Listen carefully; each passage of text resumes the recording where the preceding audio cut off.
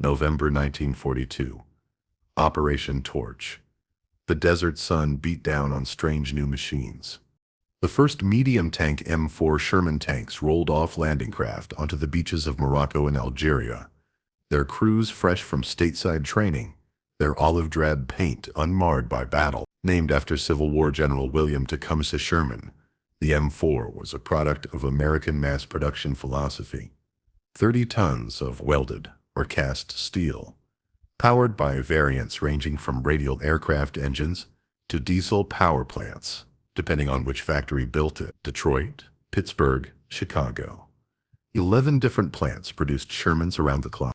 The tank seemed invincible to these green crews. A 75mm M3 main gun, capable of firing both armor-piercing and high-explosive rounds. Frontal armor ranging from 2 to 3 inches thick on the glacis plate. 5-man crew, with ergonomic interior layout, superior to most contemporary tanks. But the Sherman's secret weapon was something invisible. The Signal Corps radio SCR 528 or SCR 538 radio set installed in every single tank, not just command vehicles. Corporal Clarence Smoyer, 3rd Armored Division, would later recall, "We thought we were riding into battle in the best tank in the world. We were kids. We didn't know any better."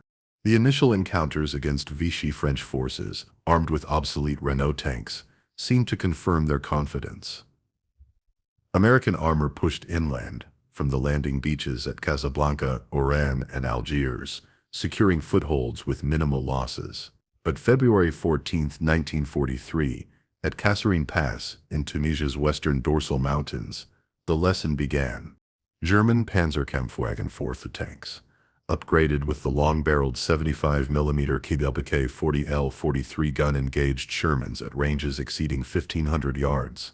At that distance, the German guns, with their superior muzzle velocity of 2,500 feet per second compared to the Sherman's 2,030, punched through American armor with methodical precision. American return fire bounced off the Panzer IV's improved frontal armor or fell short, the rounds losing penetrating power at extended range. The engagement ratios were brutal. German tanks knocked out 3, 4, sometimes 5 Shermans before being disabled.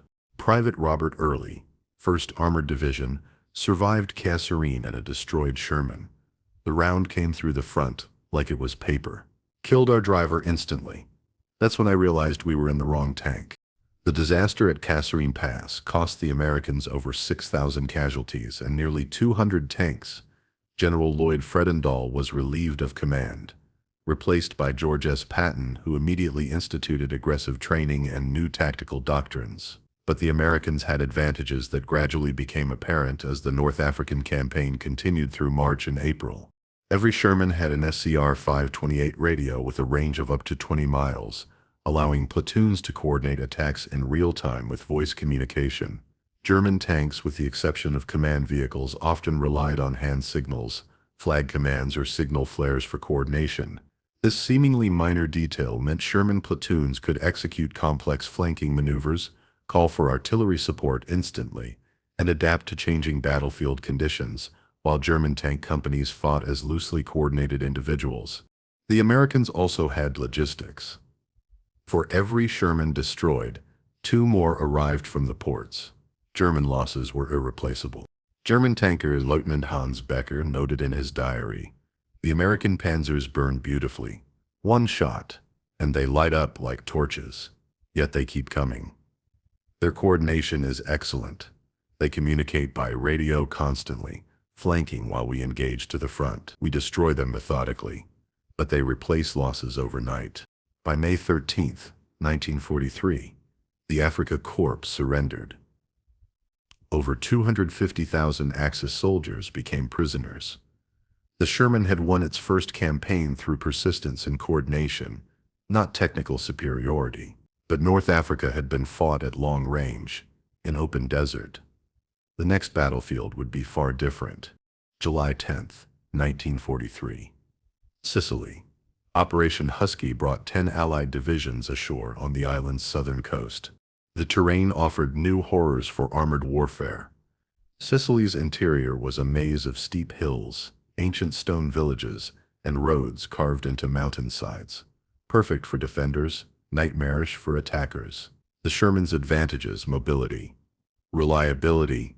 Radio coordination meant little when confined to narrow roads where a single disabled vehicle could block an entire column. German forces under General Hans Hubei executed a masterful fighting withdrawal, using Sicily's geography to inflict maximum casualties while preserving their forces for the inevitable battle on mainland Italy. The Sherman's relatively narrow tracks, 16 inches compared to the Panzer IV's 15, gave it marginally better weight distribution, but Italian mountain roads were so precarious that any tank movement was treacherous.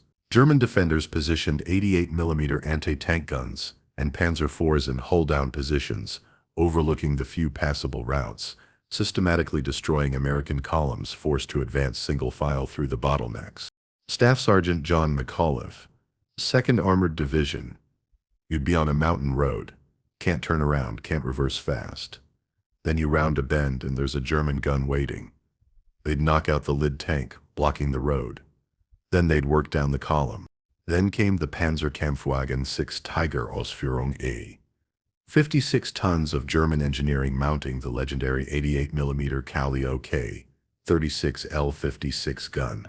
Originally designed as an anti-aircraft weapon, the 88 had been adapted for anti-tank use with devastating effectiveness. Its armor-piercing round could penetrate over 4 inches of steel at 1,000 yards, more than enough to punch through any point on a Sherman's armor envelope from virtually any angle at combat ranges.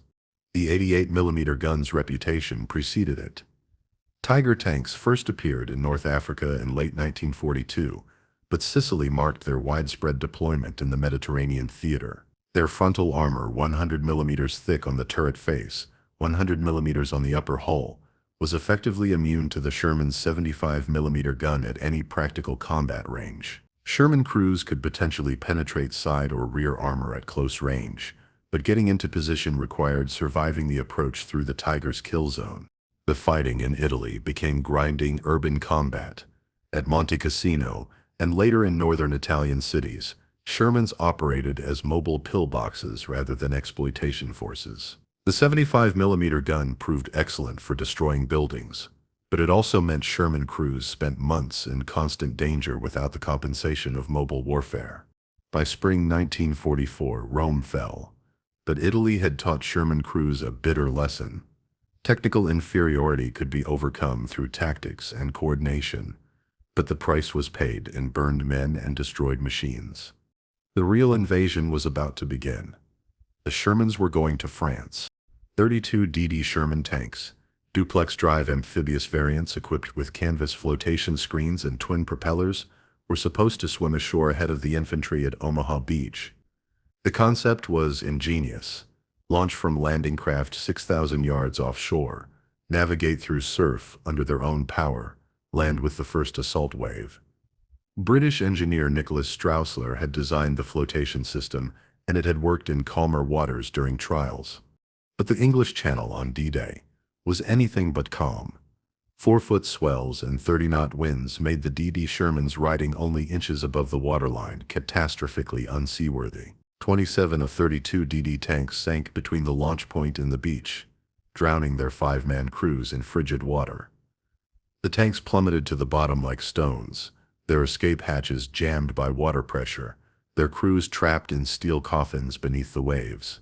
The infantry landed without armored support at the most heavily defended beach in Normandy. German forces of the 352nd Infantry Division occupied fortified positions on the bluffs overlooking Omaha machine gun nests, mortar pits, and pre-registered artillery zones that turned the beach into a killing ground.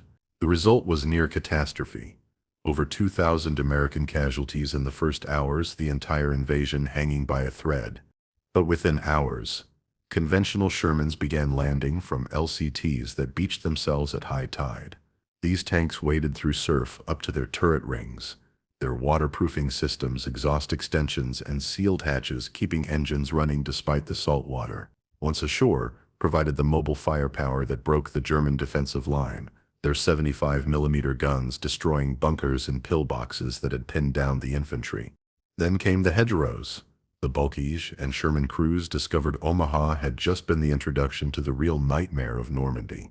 The hedgerows of Normandy were not simple bushes, but ancient earthen walls, topped with dense vegetation, built up over centuries of farming. Each wall stood 8 to 12 feet high and several feet thick, creating a patchwork of small fields rarely larger than a few acres. The Norman farmers had created this landscape without realizing they were building history's most effective anti-tank obstacles. Every field became a compartment, every lane a fatal funnel where German defenders could position Panzerfausts, Panzerschrecks, and towed anti-tank guns with overlapping fields of fire. When Sherman crews tried to climb over these earthen walls, basic geometry became their enemy. As the tank's nose rose at a steep angle to crest the hedgerow, the hull's underside, protected by armor as thin as 3/4 of an inch in places, was exposed to German anti-tank weapons. The Panzerfaust, a simple disposable weapon costing perhaps 5 Reichsmarks to produce, fired a shaped charge warhead that could penetrate up to 8 inches of armor at close range. German Panzerfaust teams learned to wait in the hedgerows until a Sherman reached maximum vulnerability angle, then fire into the exposed belly armor from distances as close as 30 yards. What happened next had terrible consistency: penetration, detonation, and almost instantaneous fire. The Sherman's ammunition was stored in sponsons on either side of the hull and in the floor beneath the turret basket. A penetrating hit often detonated these rounds, creating an internal explosion that killed the crew instantly or ignited a fire that gave them mere seconds to escape through hatches, now blocked by flames and smoke. The Sherman's gasoline engine, combined with poorly protected fuel tanks, created a secondary ignition source. Once a Sherman started burning, it rarely stopped until nothing remained but a charred hull. Sherman crews called it brewing up. Germans called Shermans Ronsons, after the lighter that advertised light's first time, every time. British crews used the grimmer term Tommy Cookers. Sergeant Lafayette Poole, 3rd Armored Division. Every field was a potential ambush. We lost more tanks to Panzerfausts in Normandy than to German tanks. Some teenage kid hiding in a hedge could knock out a 30-ton Sherman with a weapon that cost $5 to make. The casualty statistics from Normandy were staggering. Between June 6th and the end of July 1944, American armored divisions in Normandy lost over 500 medium tanks to enemy action. The 2nd Armored Division alone lost 232 Shermans in 2 months of fighting. Crew casualties were proportionally even worse. Many tanks were hit multiple times with different crews, meaning a single Sherman hull might account for 10 or 15 casualties before being completely destroyed or abandoned. But the radio net saved countless lives through coordination. Sherman platoons used constant communication to coordinate movements, call for artillery support within minutes rather than hours, and warn each other of threats with immediate voice transmission. A tank commander spotting a Panzerfaust team could radio the warning to his entire platoon in seconds, something German tanks often couldn't do, forcing them to rely on visual signals or runners to communicate between vehicles. German Obersturmführer Hans Weiss noted, "The Americans coordinate beautifully by radio. One tank spots our position and within seconds all 5 are maneuvering in response. Their individual tanks are inferior, but their platoon tactics are excellent." American ingenuity found a partial solution to the hedgerow problem. Sergeant Curtis Coulin of the 102nd Cavalry Reconnaissance Squadron designed steel prongs, fabricated from German beach obstacles and welded to Sherman hulls, that could punch through hedgerows rather than climb over them. These Coulin cutters, or rhino tanks, kept the vulnerable belly armor protected while creating gaps for infantry to follow. Within weeks, tankers across Normandy were scrounging steel and having battalion welders install improvised cutters.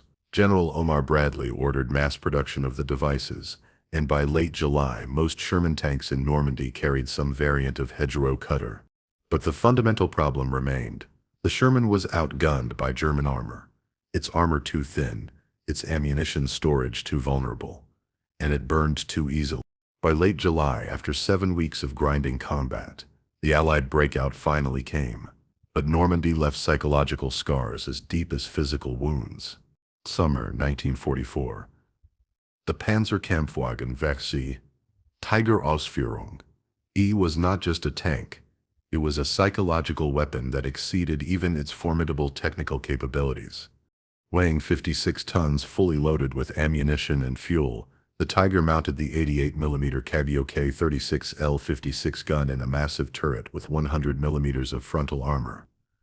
The gun could fire the Panzer Granite 39 armor-piercing round at 2,657 feet per second, fast enough to penetrate 120mm of armor at 1,000 yards. By comparison, the Sherman 75mm gun fired its M61 armor-piercing round at 2,030 feet per second, capable of penetrating only 68mm of armor at the same distance. The mathematical reality was brutal. A Tiger could destroy a Sherman at ranges where the Sherman's rounds would simply bounce off Tiger armor like thrown stones.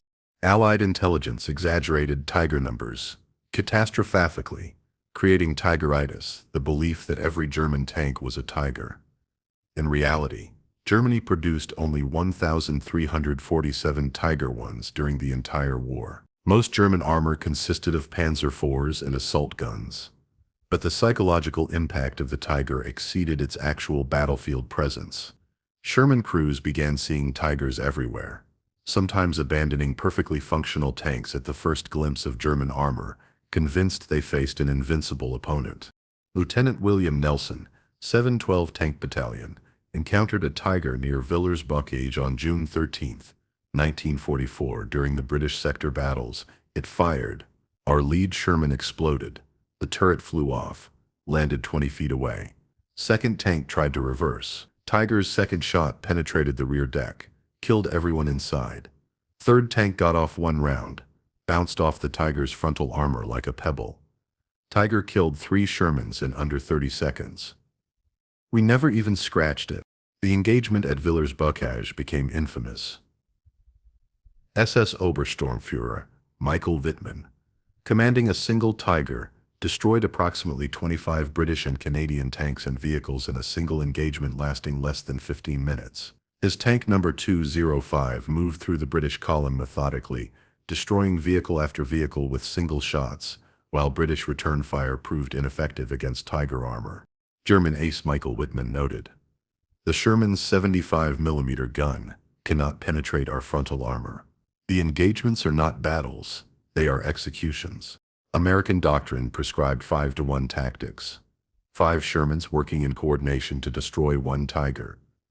The radio net made this possible. Sherman commanders could coordinate flanking maneuvers in real time, communicating constantly while maneuvering to get side or rear shots on German heavy armor. Staff Sergeant Clyde Hurlburt, 2nd Armored Division. The 5-to-1 doctrine means you've got an 80% chance of dying. You do it because those are the orders. But the radio meant we could coordinate. I'll draw his fire, you flank left. Without that communication, the tactic wouldn't work at all. The British Sherman Firefly, mounting the 17-pounder gun, could penetrate Tiger armor at reasonable ranges. American platoons typically received 1 Firefly per 5 tanks. The radio allowed the Firefly to hang back while standard Sherman spotted and fixed targets, then engaged from optimal positions. By late 1944, improved M4A3E8 EZ8 Shermans arrived with 76mm guns. These were more dangerous to German armor, but even the 76mm gun struggled against Tigers. The radio coordination remained the Sherman's true equalizer, not matching German firepower, but enabling tactics that negated German advantages. German tanker Lieutenant Hans von Luck observed, "By late 1944, the Americans used their radios masterfully. Their tanks communicate constantly, coordinating movements we cannot match. When their fighter-bombers appear summoned by radio, we must hunt." The Sherman wins not through superiority but through coordination and numbers. July 25, 1944. 09:38 hours. Operation Cobra shattered German line. 1,500 bombers pulverized German positions south of St. Lo. Through the gap, American armor poured like water through a broken dam. For Sherman crews who had spent 2 months dying in hedgerows, the breakout was intoxicating. Lieutenant Colonel Creighton Abrams, 4th Armored Division. After Normandy, Cobra felt like someone had unlocked our chains. We were finally using our tanks the way they were meant to be used, fast, mobile, covering ground. The Sherman's strengths suddenly mattered more than its weaknesses. Reliability meant units could advance day after day. Radio coordination allowed rapid exploitation of opportunities. A battalion commander could redirect entire companies mid-advance based on radio reports from scout tanks. German armor couldn't match this operational tempo. Panthers threw tracks constantly. Tigers broke down under strain. When German tanks stood and fought, they often won tactically. But Sherman columns simply bypassed strong points, radioed for artillery or air support, and kept advancing. The American armored divisions raced across France, covering distances in days that had taken weeks in Normandy. The Falaise Pocket trapped and destroyed German 7th Army. By August 25th, Paris was liberated. But even in victory, German rearguards exacted their toll. The pursuit was deceptively dangerous, and Sherman crews continued dying every day. By September, American forces approached the German border. The easy part was over. September 1944. The Siegfried Line loomed, bunkers, dragon's teeth obstacles, and minefields protecting Germany's frontier. Sherman crews found themselves back in grinding attritional warfare. The 75mm gun struggled against concrete fortifications, unless firing at point-blank range. But the radio net allowed Shermans to coordinate with engineers and infantry, methodically reducing positions through combined arms tactics. Then came Aachen, the first major German city to be attacked. Hitler declared it a fortress, ordered it held to the last man. Urban warfare was a Sherman nightmare. Panzerfaust teams fired from windows and basements, then disappeared through tunnel networks. Sherman crews fought buttoned up, communicating by radio with supporting infantry to clear threats before advancing. Staff Sergeant Byron Mitchell, 745 Tank Battalion. You advance down a street, can't see more than 50 yards. Infantry radios when they've cleared buildings. Then a Panzerfaust comes from a basement you thought was clear. We lost 3 tanks on one street. The Battle of Aachen lasted from October 2nd to October 21st, 1944. American forces destroyed the city block by block. The 75mm high-explosive round proved excellent for demolishing buildings, but every shot invited return fire. German Gefreiter Wilhelm Becker, defending Aachen. We fight in our own city's ruins. The American tanks are everywhere, blasting buildings to rubble. We have Panzerfausts, but they have numbers and artillery. We know we cannot win, but we fight because surrender means disgrace. On October 21st, Oberst Wilkes surrendered. The first German city had fallen. The cost, over 5,000 American casualties, dozens of Sherman tanks destroyed in narrow streets. Winter approached. Ahead lay the Hurtgen Forest, and after that, Hitler's last surprise. December 16, 1944. 0530 hours. German artillery shattered the pre-dawn silence across the Ardennes forest. Over 2,000 German artillery pieces opened fire simultaneously along an 80-mile front, targeting American positions deliberately thinned to provide rest areas for divisions exhausted from months of combat. The barrage lasted 90 minutes, expending more ammunition than Germany could afford but achieving complete surprise. When the guns fell silent, 3 German armies, the 6th SS Panzer Army, 5th Panzer Army, and 7th Army, surged forward with over 200,000 men in Hitler's last desperate gamble to tighten the Allied front and reach the port of Antwerp. Leading the spearheads were German heavy tanks that made the Tiger look modest. The Panzerkampfwagen IV Ausführung B, the King Tiger, or Tiger II, weighed 70 tons fully loaded and mounted the 88mm Karaoke 43L 71 gun, arguably the most powerful tank gun fielded by any nation during World War II. Its frontal armor reached 185mm thick on the turret face and 150mm on the glacis plate. Effectively immune to every Allied tank gun at standard combat ranges, only specialized tank destroyers mounting 90mm or larger guns had any chance of penetrating King Tiger armor from the front. Sherman crews caught in the initial German assault faced what many would later describe as their worst nightmare made real. Outnumbered, outgunned, surprised in winter conditions where visibility rarely exceeded a few hundred yards through snow and fog. The Wehrmacht had carefully husbanded its remaining armored reserves, including the 1st SS Panzer Division Leibstandarte Adolf Hitler and 2nd SS Panzer Division Das Reich specifically for this offensive. These units contained veteran tankers who had survived years of combat on the Eastern Front, now equipped with Germany's most advanced armor.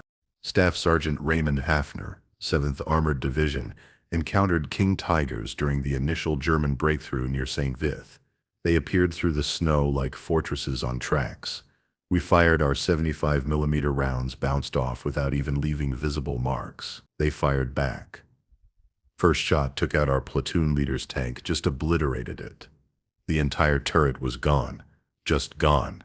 Second shot got the tank next to us. We ran. There was no shame in it. You can't fight something you can't hurt. The German offensive aimed to recreate the Blitzkrieg success of 1940, splitting British and American forces, encircling entire armies, and forcing a negotiated settlement that would allow Germany to concentrate all remaining strength against the Soviet Union. It was strategic desperation, masquerading as operational audacity. Germany lacked the fuel reserves, ammunition stockpiles, and trained replacements to sustain any offensive lasting more than a few days. But for Sherman crews in the path of the attack, strategic impossibilities mattered little when King Tigers were systematically destroying their platoons. But Sherman crews held through radio coordination that German forces couldn't match, and grim determination born of knowing retreat might mean the loss of the entire war.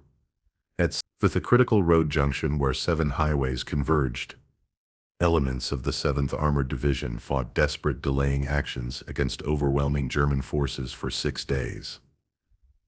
The town had to be held because its road network was essential for German logistics. Without Vith's highways, German armor would bog down on forest trails, unable to support sustained offensive operations. Sherman crews couldn't win direct engagements against King Tigers, so they adapted tactics to avoid direct fire duels entirely. They used ambush positions in villages, hitting German columns from side streets at point-blank range before withdrawing through pre-planned escape routes. They coordinated by radio to attack from multiple directions simultaneously, forcing German heavy tanks to choose which threat to engage while exposing their flanks to other American tanks. They called in artillery fire missions within minutes rather than hours, using forward observers linked by radio to battalion fire direction centers. Lieutenant Colonel Creighton Abrams, whose 37th Tank Battalion was rushed north to relieve the encircled garrison at Bastogne. We didn't have firepower to stop King Tigers in open combat, so we fought dirty. The radio let us coordinate ambushes in real time.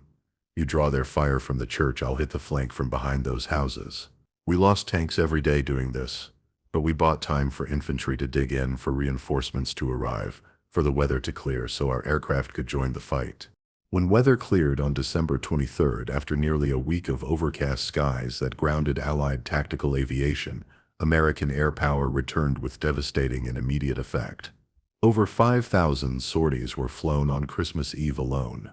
Republic P-47 Thunderbolts and North American P-51 Mustangs attacked German armor columns with 5-inch high-velocity aircraft rockets and 500-pound bombs, destroying tanks that Sherman guns couldn't penetrate. Sherman commanders on the ground used SCR-506 and SCR-608 radio sets to communicate directly with tactical air control parties, directing fighter bombers onto specific targets with unprecedented precision and speed. The coordination between ground armor and tactical aviation proved devastatingly effective against German heavy tanks that were otherwise nearly invulnerable to Sherman fire. A Sherman platoon would engage German armor, fixing them in position and forcing them to button up, reducing visibility and situational awareness. While German tank commanders were focused on the ground threat, P-47s would attack from above with rockets that could penetrate any tank's thin top armor. The radio coordination that made this combined arms approach possible turned Sherman platoons from victims into hunters, using their mobility and communication to vector airstrikes onto German heavy armor. German Lieutenant Hans Berger, Panzer commander in the 1st SS Panzer Division Leibstandarte Adolf Hitler. When their aircraft appeared, we were helpless. A Panther or King Tiger can shrug off Sherman fire from the front, but a 500-pound bomb or rocket strike through the top armor destroys any tank instantly. We watched our columns get systematically torn apart from above, while American tanks radioed corrections to their pilots. The Americans coordinate their arms brilliantly. Their tanks hold us in place while aircraft destroy us from the sky. We learn to fear the sound of aircraft engines more than the sound of tank guns. The Battle of the Bulge reached its high-water mark on December 24th when German forces came within 4 miles of the Meuse River bridges, the last major geographic objective before the port of Antwerp. But fuel shortages, mounting casualties, clearing weather that unleashed Allied air power, and the stubborn defense by Sherman crews and infantry at dozens of roadside villages had broken the offensive's momentum irretrievably. By December 26th, when Patton's Third Army broke through to relieve Bastogne, the German offensive was already doomed. By late January 1945, the Bulge was eliminated. The Sherman had won not through technical superiority but through coordination, persistence, and the refusal of its crews to quit. March 1945. Sherman tanks rolled across the Rhine into Germany's heart. The final months saw the Sherman operating in conditions it was designed for: mobile warfare against a disintegrating enemy. German resistance, though often fanatical in pockets, could not stop the advance. Sherman battalions used their radio nets to coordinate rapid advances, bypassing strong points and exploiting gaps in German defenses. Battalion commanders could redirect entire companies based on radio reports from scout tanks, maintaining momentum that German forces couldn't match. The discovery of concentration camps provided grim context for Sherman crew sacrifices. Staff Sergeant Bob Early, 3rd Armored Division: "After seeing the camps, I never questioned whether the war was worth the price. We'd been fighting absolute evil." April 25th, 1945. American and Soviet forces met at the Elbe River. May 8th, Germany surrendered. Sherman crews heard the news in exhaustion and numb relief. The war was over. Nearly 50,000 M4 Shermans were produced. Approximately 20,000 were lost to enemy action. Some battalions took 300% casualties, every tank knocked out and replaced 3 times.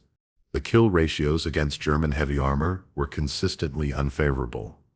Often 3 to 5 Sherman losses for every German tank destroyed.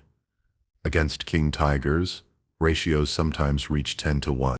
So why did the Sherman win? It could be produced in quantities Germany couldn't match. It was reliable when German tanks broke down constantly. It could be supplied across oceans while German logistics collapsed. And critically, every Sherman had a radio enabling coordination that compensated for technical inferiority. Technical Sergeant James Bates articulated what many veterans felt: "We won because we had more tanks than they had ammunition. We won because guys kept climbing into Shermans even after watching their friends burn. Don't tell me the Sherman was good enough. Tell that to the guys who didn't make it home." The controversy persists. Some historians argue the Sherman was perfectly suited to American doctrine, a good enough tank produced in war-winning quantities. Others call it a death trap that sacrificed crew lives for production simplicity. Both perspectives contain truth. German tanker Hauptmann Wilhelm Rose. The Sherman was obsolete by 1944, yet they won with it. This shows war is not about the best weapon, it is about enough weapons and will to use them. The Sherman didn't win through superiority. It won through persistence and American industrial might. The Sherman's greatest strength was never its armor or gun. It was the radio in every tank that allowed crews to fight as coordinated teams rather than individuals. This technological edge, combined with American industrial capacity and crew determination, overcame technical inferiority. Staff Sergeant Lafayette Poole, the highest-scoring American tank ace. The Sherman was inferior in a duel, but we never fought fair. We used radios to coordinate 5 tanks against 1, called in artillery and air support, and overwhelmed them through teamwork. That's why we won. The M4 Sherman served long after World War II in Korea, Arab-Israeli wars, Indo-Pakistani conflicts. Some variants remained in service into the 1990s, but its defining moment was World War II's European theater. In hedgerows, cities, forests, and frozen battlefields, the Sherman and its crews won through coordination, numbers, and refusal to quit. The veterans had complicated feelings about their machines. They appreciated the reliability and the radios that saved countless lives through coordination. But they remembered friends who died because the Sherman caught fire too easily, was outgunned too often, was protected too thinly. Corporal Belton Cooper, who recovered destroyed Shermans. Some battalions took over 500% losses. Every tank knocked out and replaced 5 times. The Sherman wasn't just a tank, it was a mobile crematorium. Yet the crews persisted. They climbed into their tanks knowing the odds. They fought knowing they were outmatched. They endured because the war had to be won. Private First Class Robert Rowe. When people thank me for my service, I never know what to say. The Sherman wasn't a weapon of liberation. It was an iron coffin that happened to be on the winning side. We won because we had more coffins than they had bullets. Perhaps that's exactly what heroism is, fighting in a machine you know is obsolete, because the alternative is surrender. The Sherman won not through technical excellence, but through the determination of men who refused to quit. The Sherman was loud, uncomfortable, poorly armored, undergunned, and prone to catching fire. It was also reliable, maintainable, producible in war-winning numbers, and equipped with radios that enabled coordination German tanks couldn't match. It was exactly what America needed to win World War II. It wasn't what the crews needed to survive, but they fought in it anyway, and they won anyway. Staff Sergeant Clarence Smoyer, near the end of his life. Don't remember the Sherman as some great weapon. Remember it as what it was, good enough to win if you had enough men willing to die in them. That's the Sherman's legacy. Not technological triumph, but human determination. Not superior engineering, but superior coordination and persistence. Not the best tank, but enough tanks with radios, crewed by men who refused to quit. The iron coffin that won the war. Thank you very much for listening. Have a great day.